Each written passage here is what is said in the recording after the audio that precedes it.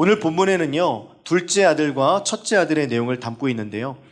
잃은 아들들의 좀 포커스를 좀 맞춰서 대부분 설교를 하다 보니까 원래 이 본문에 있었던 우리 잃은 시리즈들의 마지막 그 클라이막스는 처음에 우리가 보았던 바리새인과 서기관들, 그 다음에 큰아들, 이렇게 수미상관, 처음과 끝이 그렇게 끝나고 맞닿아 있습니다. 그래서 이 둘째 아들을 통하여서 우리도 둘째 아들의 모습이 있고, 우리도 예수와 함께 신부된 우리의 모습 속에 계속 예수님과의 관계를 잃어버렸던 모습이 있기 때문에 이 둘째의 모습도 반드시 있었으리라 생각합니다. 이 시대를 살아가고 있는 현대인들은요, 대부분 자기 자신이 보기 좋은 대로 살아갈 때가 참 많이 있습니다. 그래서 예뻐지려고 하고요. 뭐 이런 얘기하기 좀 디스일지 모르겠지만 그냥 서진이는 그냥 워낙 예쁘니까, 꾸며도 예쁘고 안 꾸며도 예쁘니까 드리는 말이지만, 오늘 서진이가 평소에 왔던 것과 좀 다르게 왔거든요. 왜냐하면 오늘 밥을 먹으러 갈 거기 때문에 집으로 가는 게 아니라 다른 곳에 이제 들를 곳이 있기 때문에 그 장소에 맞게 나를 이제 꾸미게 되겠죠. 그래서 우리나라는 좀 덜 하지만 외국 같은 경우에는 이렇게 자켓을 입지 않으면 식사를 못하는 곳도 있다고 합니다. 레스토랑 같은 경우는요. 그래서 그 자켓을 빌려주는 곳도 있고, 그래서 옷과 자켓이 어울리진 않지만 그래도 이게 자켓을 입는 게 매너라고 해서 그렇게 자켓을 입고 식사를 하는 모습도 간간히 이제 영화나 이런 부분을 통해서 보게 됩니다. 그러니까 우리는 좀 이 시대에 맞게끔 살아가기 위해서 또 남에게 꿀리지 않게 하기 위해서 뭐 얼굴도 좀 고치고 또 누가 쓰는 것도 좀 보고 이 시대에 맞게끔 하나하나씩 좀 갖춰가면서 살아갑니다. 물론 그렇다고 해서 뭐 좋은 백이 누가 있으니까 나도 그 백 가져야 돼 이런 마음은 아니겠지만, 한창 우리 뜨개가 막 유행이었을 때 보면 너도 뜨개 있고 나도 뜨개 있고 또 떠주기도 하고, 이렇게 고가의 제품은 아니지만 그래도 서로 이렇게 핸드메이드 제품들을 하면서 너도 있고 나도 있고 이런 모습들로 좀 살아갈 때가 많이 있습니다. 근데 이 둘째 아들도요, 그런 쪽에 좀 민감했던 것 같습니다. 대부분의 그 사람들이 아버지가 죽기 전에는 유산을 요구하지 않아요. 아버지가 돌아가시기 전에는 유산을 상속받을 생각 자체를 안 합니다.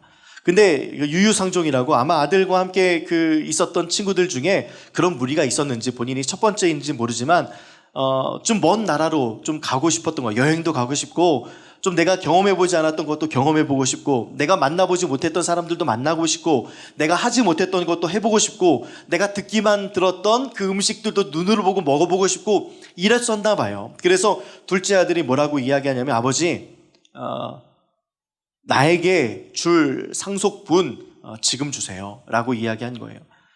그 당시에는 지금이야 뭐 아들, 딸 구분 없이, 또 첫째 아들과 둘째 아들 구분 없이 전부 다 이렇게 반반 재산을 분할하지만, 예수님 시대 때에는요, 고대 근동에서는 첫째 아들은 얼마를 받았을까요? 100의 몇 분의 1 정도 받았을까요? 3분의 2 정도를 받았습니다. 둘째 아들은 3분의 1을 받았습니다. 그러니까 3분의 1 정도가 대부분 토지나 양이나 그런 그 가축들이었는데, 그 가축들을 달라는 거죠. 그리고 나서 얼마 지나지 않아서 이것을 가지고, 재산을 가지고 먼 나라로 갔다라고 이야기하잖아요. 모았을 때 어떻게 모았을까 한번 좀 상상해 봤어요.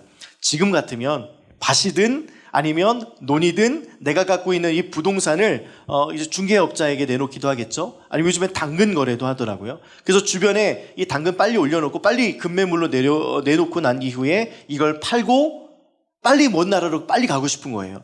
제값을 받지 않더라도 아버지 품만 떠나면 되고요. 간섭 싫고 어떤 규율도 싫고 그냥 내 사람들이 살아가면서 보고 싶은 것들 빨리 보고 싶은 마음에 처분하고 가고 싶은 마음이 컸던 것 같습니다. 그래서 얼마 지나지 않아서 이것을 처분하고 그는 먼 타국으로 이동했습니다. 최근에도 이제 우리 여기 저번 주에 북 빌려왔잖아요. 옆에 이제 헤이리에 있는 성령이 살아있는 교회 우리 선배 목사님한테 북을 빌려왔는데, 그 목사님이랑 북 갖다 주면서 이런저런 이야기하다가 여기 이제 204호가 매물로 나왔다는 거예요. 그 인테리어. 그래서 어떻게 알아요? 그랬더니 당근에서 봤대요. 이제 그렇게 우리는 주변에 누가 내놨는지 뭘 내놨는지 그 사정이 뭔지 이게 얼마에 얼마인지 이게 뭐 매매가가 얼마인지 들여다보면 알 수 있는 그런 정보의 시대가 됐지 않습니까? 그런 것처럼 아마 이 아들도 양 팔고 소 팔고 뭐 여러 가지 가진 것들 팔고 밥 팔고 논 팔고 했을 때 땅을 팔았을 때 주변 사람들이 그 속사정을 알았을 거예요. 제 아버지 안 돌아가셨는데 왜 저걸 팔까? 제 아버지 아직 살아계신데 왜 상속분을 요구했을까? 이런 의문점과 그 다음에 사람들이 이야기해주는 정보들을 가지고 쟤 폐륜하구나. 쟤 정신줄 났구나. 쟤 드디어 맛이 갔구나. 쟤 저번에 보니까 다른 친구들이랑 어울려 노는 거 보니까 끼리끼리 놀고 있네. 이런 이야기들이 마을에 아마 파다했을 겁니다. 그러면서 먼 타국으로 이가 이제 움직이기 시작을 했죠. 인생의 주인이 아버지여야 하는데요. 내 인생을 돌보시는 하나님의 손길을 알아야 하는데 그것을 잃어버리고 자신이 원하는 곳으로 발걸음을 옮기기 시작합니다. 하나님 없는 삶은요, 메마른 삶인데도요, 그 삶을 선택해서 당당히 걸어갑니다. 부끄러움도 모르고요, 아버지 얼굴에 먹칠하고 가문의 이름에 먹칠할 줄도 모르고 자기가 좋은 대로 행동하고 있는 그런 모습들을 보게 됩니다. 누가복음 15장 12절부터 13절까지는 이렇게 이야기하고 있습니다. 함께 우리 같이 읽겠습니다. 시작.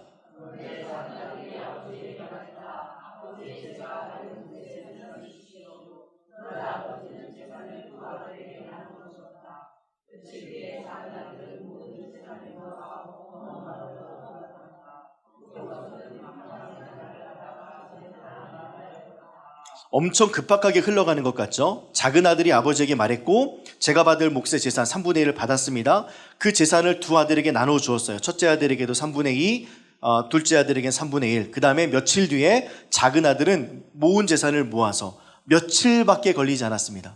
아버지가 나누어줬던 재산 헐값에 팔고 며칠 만에 모든 재산을 모아서 먼 마을로 떠나버렸어요. 그런데 그 결과가 뭐냐면 거기서 그는 방탕한 생활을 하다가 재산을 다 날려버렸다.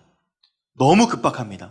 아버지 앞에 받았던 돈 빨리 처분하고 먼 나라로 가서 바로 방탕한 생활하다가 전부 다 날려버린 그런 모습들이 바로 2절 상간에서 이렇게 나타납니다. 우리가 하나님께서 주셨던 가장 귀하고 가장 존귀한 것들을 잃어버리고 우리는 우리가 갈 곳을 생각하면서 갈 때가 참 많이 있습니다. 예배를 드려야 함에도 불구하고 예배 드리지 않고 다른 곳으로 향하지만 전혀 마음에 불편함이 없어요.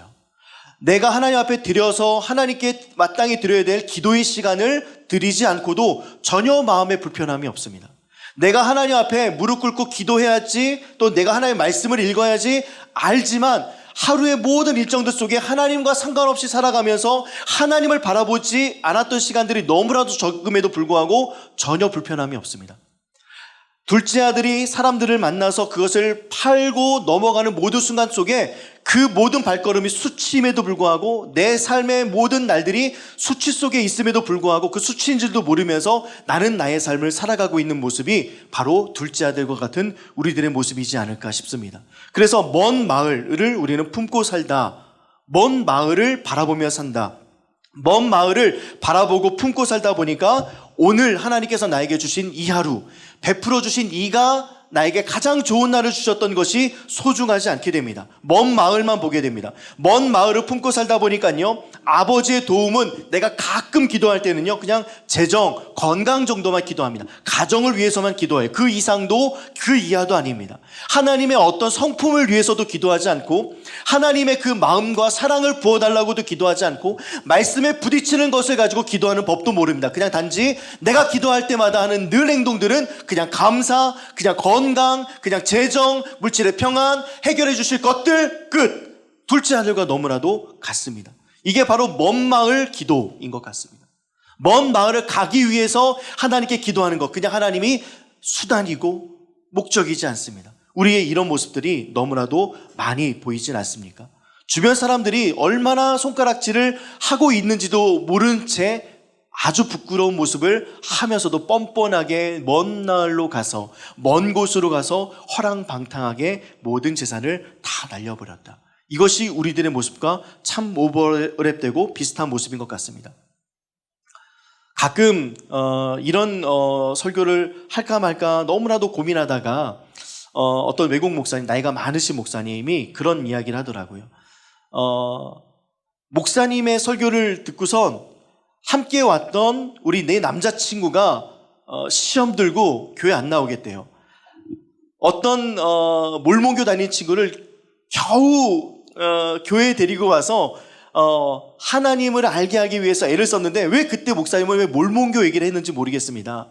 천주교 신자를 데리고 와서 예수 그리스도의 십자가의 은혜와 피에 대해서 좀 알려주고 싶었는데 왜 목사님은 천주교를 그때 디스하셨습니까? 라는 수없이 많은 피드백을 그 목사님이 듣는다는 거예요. 그러면서 하는 이야기가 3,000명에게 어떻게 다 맞춥니까? 라고 이야기를 했대요.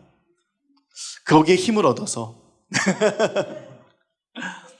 우리는요, 내가 갖고 있는 것들이나 내가 가지고 있는 시간 플러스 내가 갖고 있는 재화, 내가 갖고 있는 건강, 이 모든 것들이 하나님께로부터 왔다는 사실을 압니다. 거기에 대부분 아멘하고 감사해요. 그런데 이것들을 아웃풋으로 흘려보낼 때는요, 하나님에게 흘려보내지 않습니다.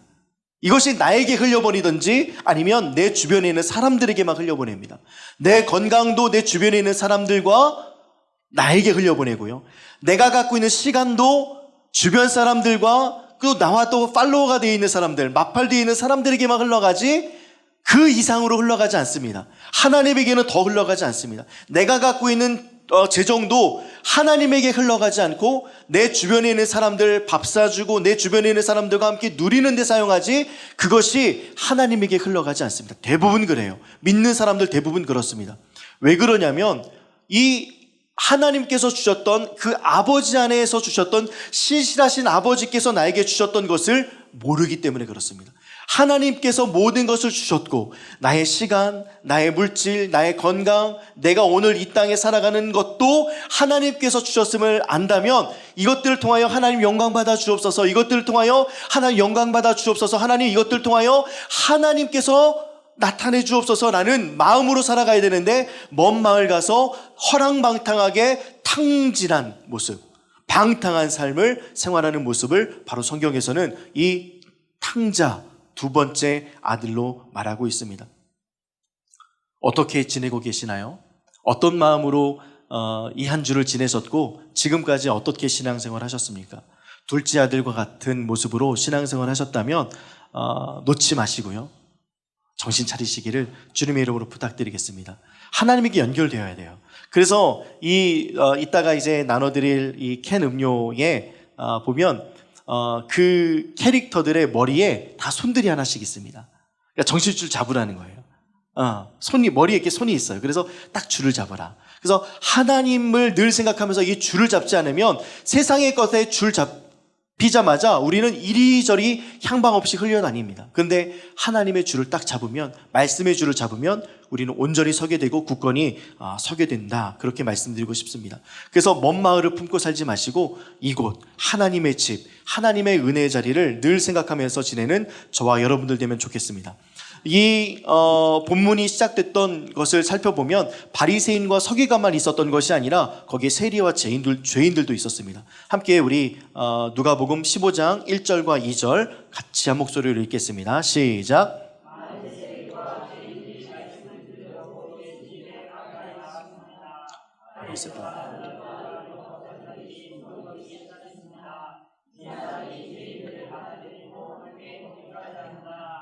많은 세리들과 죄인들이 말씀을 드리려고 예수님께 가까이 나왔습니다. 둘째 아들이 허랑방탕한 삶을 하다가 이제 다시 아버지의 품으로 돌아갔습니다.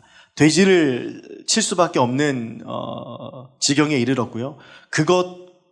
돼지가 먹는 그것조차도, 그 쥐엄나무 열매가 어떻게 생겼는지 어떤 맛이 나는지는 모르겠지만 아마 사람이 못 먹는 거겠죠. 근데 사람보다도 돼지 죽는 것이 더 아까웠는지 사람에게도 그것을 주지 않을 만큼이나 아주 궁핍한 삶을 살았던 그가 결국에는 아버지에게로 돌아가자. 아버지에게 이 사실을 다 말씀드리고 내가 이와 같은 죄인이고 이제는 나를 아들로 여겨주지 마시고 그냥 한 명의 종처럼 여겨달라라는 말만 되뇌이면서 아버지께로 찾아갔던 근저, 바로 많은 바리새인과 죄인들이 말씀을 드리려고 예수님께 가까이 나왔던 모습. 그러면 이 둘째 아들과 예수님께 가까이 나왔던 많은 세리와 죄인들이 같은 부류의 사람들인데 어떻게 해서 예수님의 붙어 있다가 예수님에게 탈락돼서 살았을까 고민해 봤습니다. 여러 가지 책들도 보면서 문헌들을 살펴보다 보니까 그 당시에 빈곤의 문제는요, 정말 누구나에게 있었던 빈곤의 문제가 만연했습니다. 먹고 사는 문제를 지금은 걱정하지 않을 만한 시대가 되어버렸고, 지금은 1%도 안 되는 사람이 뭐 최극빈층이라고 말씀을 하고 있는데, 예수님 시대 때는요, 대부분이 그냥 하루에 한 끼 먹기 힘든 사람들입니다. 그러다 보니까 살기 위해 라는 말이 그 사람들 안에 어떤 핑계거리가 됐을 것 같습니다. 살기 위해 세리가 됐고, 살기 위해서 율법에 정한 죄인들의 무리가 되었고, 그 죄인들의 무리라고 생각하면요, 일전에 우리가 한번 제가 언급한 적이 있는지 모르겠는데, 예수님 시대 때 로마 제국이 이제 되고 콘스탄티노플이 이제 313년에 이제 공포하면서 이제 기독교가 국교화됐거든요. 국교화되면서 이제 세례를 받기 시작하는데, 그때 세례가 가장 약화가 됐습니다. 예수님 시대 때는 세례를 어떻게 줬냐면, 총 잡은 사람들은 세례 못 받았고요. 헬라 철학이나 이 세상의 학문을 가리키는 민주 같은 선생님도 세례 못 받았습니다. 하나님 아닌 다른 학문을 가리키는 것들, 이교도의 학문을 가리키는 것도 세례에 못 받았습니다. 그 다음에 동물을 잡는 사람도 세례 못 받았습니다. 창녀들도 세례 못 받았고요. 포주들도 세례 못 받았습니다. 술 먹는 사람 세례 못 받았고요. 술 파는 사람 세례 못 받았습니다. 그러니까 2년 동안이나 세례를 받으려고 기다리는데요. 처음에는 제가 예를 들어서 민주가 이제 선생님이에요. 민주 이렇게 세례 받게 하고 싶어요.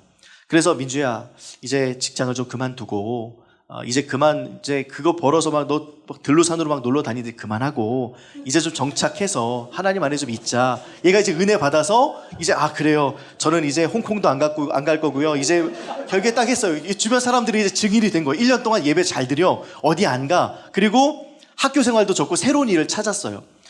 이제 그렇게 되면 진짜로 이런 생활을 하는지 교회가 이제 들여다봅니다. 주변 사람들이 이제 증인이 많아졌고요. 추천한 사람이 추천을 했고, 주변에 증인들이 많아져서, 민주 보니까요, 요즘에 신앙생활 잘합니다. 괜찮습니다.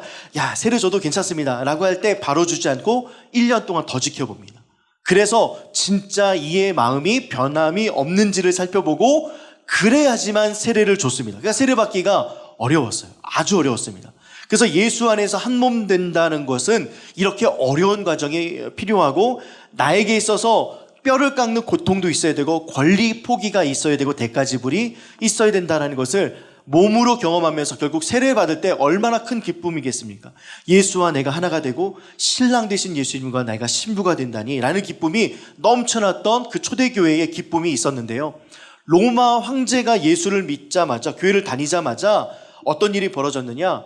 로마 황제가 그럼 전쟁도 하지 말아야 되고요, 모든 법령 다 바꿔야 되고, 이거 안 되는 거예요. 그러니까 세례받는 기준을 확 낮춥니다.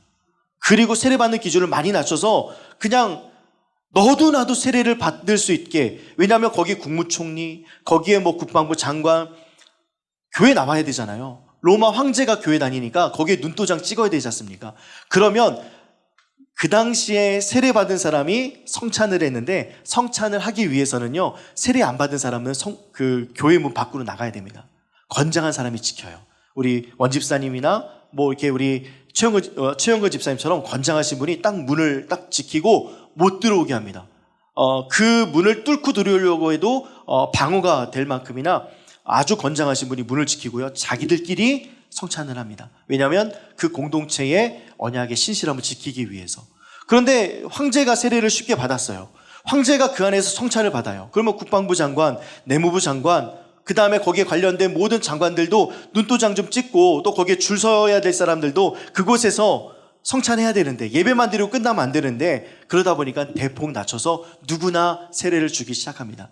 직업과 상관없이 세례를 주기 시작했고요, 또 믿음과 상관없이 세례를 주기 시작합니다. 그러니 믿음이 흔들리고 믿음이 사라져버리는 일들이 참 많았습니다.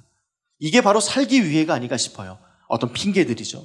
살기 위해 세리가 되고, 살기 위해 세례받는 교육도 현격하게 낮추고, 살기 위해 정한 죄인의 무리가 되었고, 그래서 여러 가지 아까 말씀드렸던 그 직업군들이 그 당시의 율법에서 정죄가 될 만한 아주 좋지 않은 직업들이었습니다.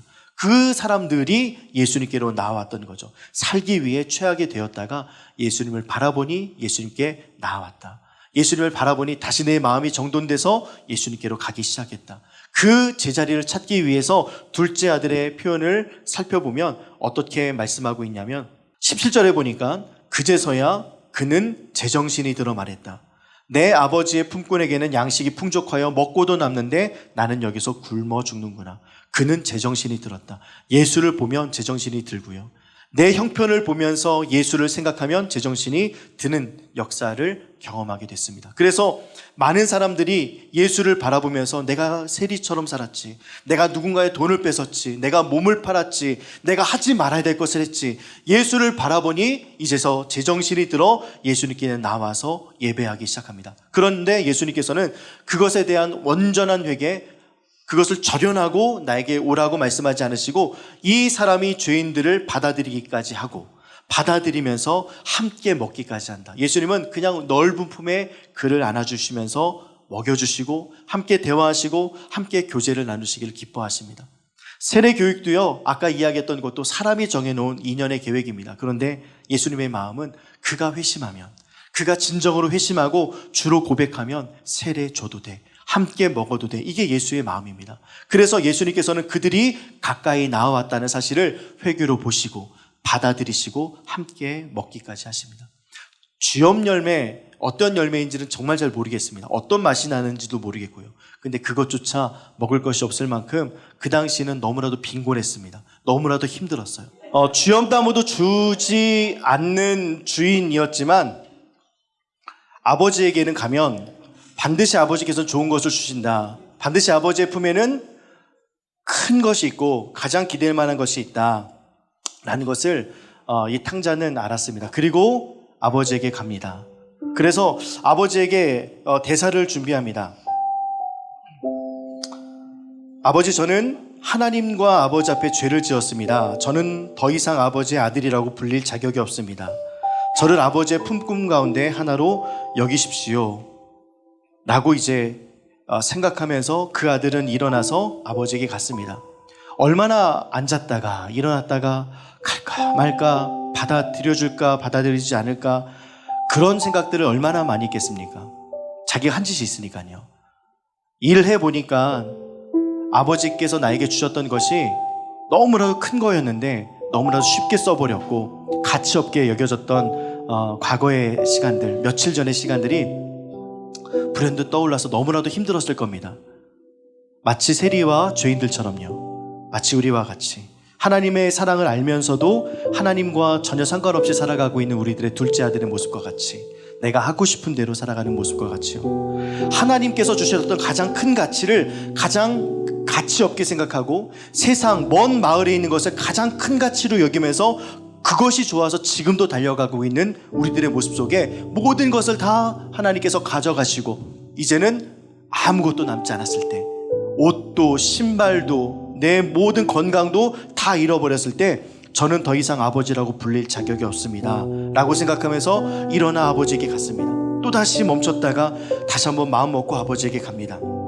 근데 그 아들이 아직 먼 거리에 있는데 아버지께서 그를 보고 불쌍히 여겼다 라고 합니다. 왜 불쌍히 여겼을까? 그 모습만 보더라도, 멀리 있는 모습만 보더라도요, 내 아들이 어떤 모습인지 어떤 행색의 상태에 있는지 정확하게 본 거죠. 그러면서 달려가기 시작합니다. 이 고대근동의 아버지들은 뛰지 않습니다. 고대근동의 어른 남자들은 뛰지 않습니다. 그런데 뛰어갑니다. 왜 뛰어갔을까요? 단지 그냥 사랑이라고 이야기하기에는 더 큰 의미가 있습니다.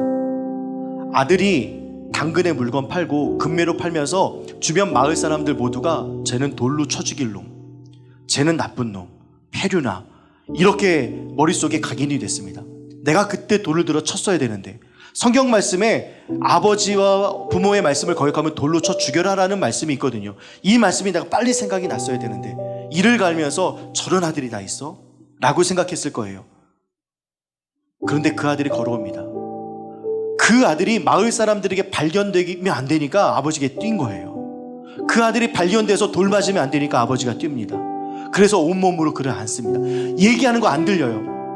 아들이 뭐라고 이야기하냐면 아들이 아버지에게 말하였다. 아버지, 저는 하나님과 아버지 앞에 죄를 지었습니다. 저는 아버지의 아들이라고 불릴 자격이 없습니다.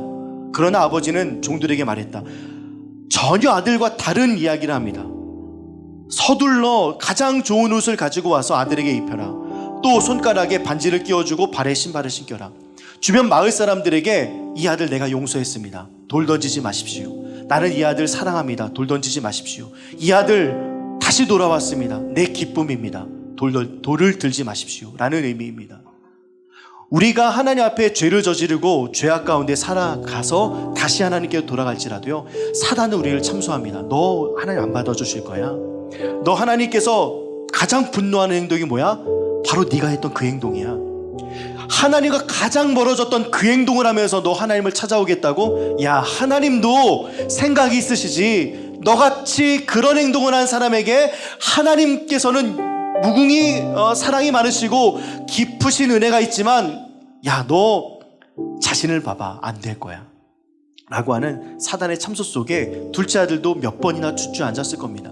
우리도 그렇게 하나님께 나아가는 것이 두려웠을지도 모릅니다. 그런데 우리 하나님께서는 아들이 한 내용과는 전혀 다른 이야기를 하죠. 가장 좋은 옷을 가지고 하고 아들에게 입혀라. 가지고 와서 그 아들에게 입으라고 하지 않고 입혀주라고 이야기합니다. 손가락에 반지를 끼워주라고 합니다. 주고선 끼는 것이 아니라 끼워주라. 왜냐하면 그것조차도 마음에 부담될까봐, 내 아들이 그것조차도 부담될까봐 이 옷, 깨끗한 옷을 주고 반지 주고 하면 내가 스스로 끼는 게 얼마나 부끄럽겠습니까? 내가 했던 것들이 다 생각나는데. 그런데 끼워주고 입혀주십니다. 그 놀라운 은혜가 오늘 이 본문 말씀에 나타나고 있습니다. 여러분들, 둘째 아들과 같이 살아갔을 때에 빨리 아버지의 집으로 돌아오시기 바랍니다. 아버지의 집으로 돌아오셔서 먼 나라 생각하지 마시고, 먼 마을 바라보지 마시고, 살기 위해라는 핑계 대지 마시고요, 다시 예수께로 나오시기를 주님의 이름으로 축복합니다. 회복의 시작은요, 아버지의 품으로 돌아올 때 일어납니다. 인생의 제자리, 성취의 자리가 아니라 관계의 자리이기 때문에 이 관계의 자리인 하나님 아버지 앞에 나올 때 놀라운 기적과 같은 일들이 일어납니다. 먼 나라로 간 것과 같이 아버지의 집으로 공간 이동이 일어났거든요. 그 공간 이동이 꼭 일어나시는 이 한 주가 되면 좋겠습니다. 내 마음이 붕 떠서 다른 곳에 있잖아요. 이 마음을 아버지의 집으로 가져오시기 바랍니다. 공간의 이동이 우리를 회복의 자리로 반드시 만들어줄 것입니다. 은혜가 있어서 달려오는 그 은혜, 덮어주시는 그 은혜, 사랑의 은혜가 있기 때문에 회복이 일어납니다. 나에게서부터 된 것이 아니라 하나님의 은혜로 덮어주신 것을 경험하기 위해서는 우리가 내 마음을 아버지의 집으로, 먼 마을에서 이제는 가까운 내 고향의 집, 아버지의 집에 내 마음을 두는 저와 여러분들 되면 너무나도 좋겠습니다. 이 한 주를 지낼 때에 첫 번째 우리 이런 것 할 때에는 153을 말씀을 드렸죠. 하루에 5번 우리가 기도하고 5분간 기도하고 그 다음에 3번 감사하자. 10드라크마, 우리가 예수님과의 관계 속에서 잃어버렸던 것들을 생각하면서 이것들을 찾아내기까지 찾아내자.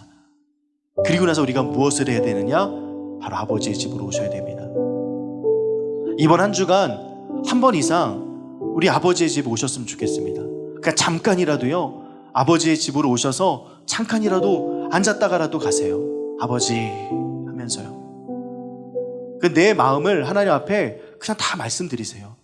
아니면 그냥 아버지라고 이야기해도 우리 주님께서는 여겨주십니다. 아들이 몇 마디 했잖아요.